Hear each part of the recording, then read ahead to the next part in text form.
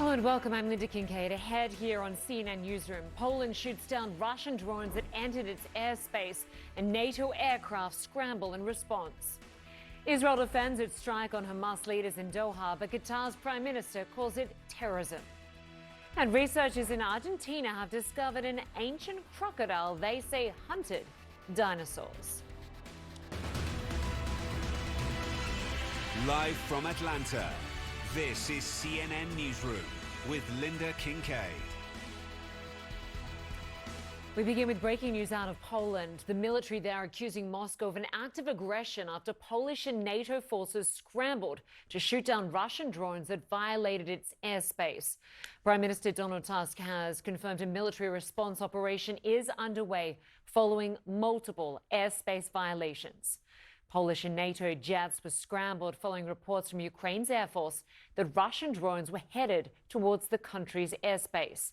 During the incident, Polish authorities shut down several major airports, including Warsaw International, and urged its citizens to stay indoors. The exact number of Russian drones over Poland remains unclear. We're joining us now for more is CNN military analyst and retired U.S. Air Force Colonel Cedric Leighton. Thanks so much for joining us. You bet, Linda. Always good to be with you. So this marks the first time Poland has taken direct military action against airborne threats from Russia crossing into its territory since the war began. Just how significant is this moment?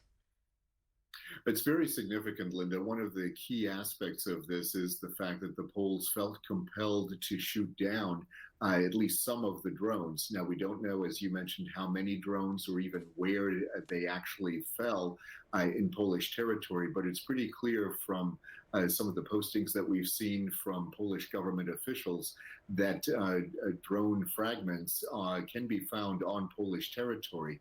So the Polish authorities are looking for those drone fragments. They've asked people to make sure that they stay away from those fragments, but that they inform the police that those fragments are there and that they can actually be located. So the Poles are obviously a frontline state. They're clearly sensitive to this kind of violation of their airspace. And it really marks the first time that there's been a concerted effort, not by the Russians, to potentially take their drones into Polish airspace, but also a concerted effort by the Poles to respond with strength to these kinds of actions purportedly by the Russians.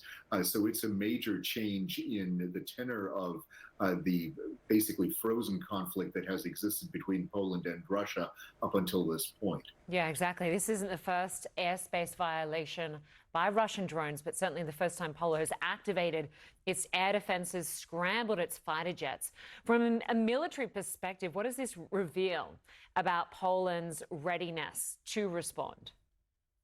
Well, what it looks like, at least right now, is that the Poles have a very heightened state of alert. And, obviously their alert phase has increased quite a bit because of the incursion of these drones. But the fact that they were able to respond so quickly indicates that they were already in a heightened state of alert.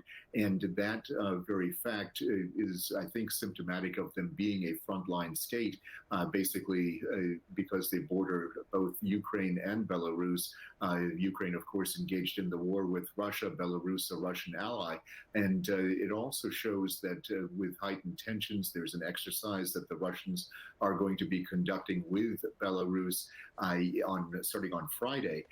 That is going to also cause the Poles to have heightened readiness state and the heightened alert state. They've closed the border with Belarus, and that also indicates that they have been looking at this for quite some time from an intelligence perspective and, of course, from a force deployment perspective as well. So what's your perspective on Russia's objective? Is it deliberately provoking NATO, testing its rules of engagement?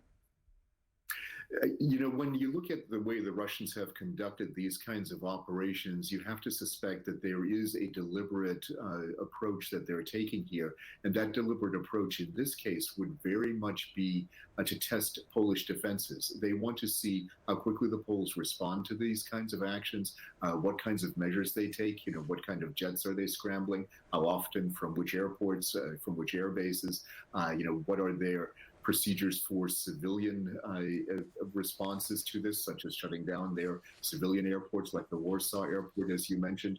So they're looking at all of these things. They're trying to assess how quickly the Poles will respond to an incursion of this type, and they can kind of assess them based on these actions that they are witnessing on the part of the Polish government. They can then determine whether or not they have to change their efforts if they want to surprise Poland at some future point, or if they're just assessing it from an intelligence perspective. But clearly it has operational significance for the Russians, and I firmly believe that they're assessing this from an intelligence perspective, and they probably want to operationalize those findings at some point in the future. Colonel Cedric Leighton, always great to get your analysis. Thanks so much for joining us. You bet, Linda. Anytime.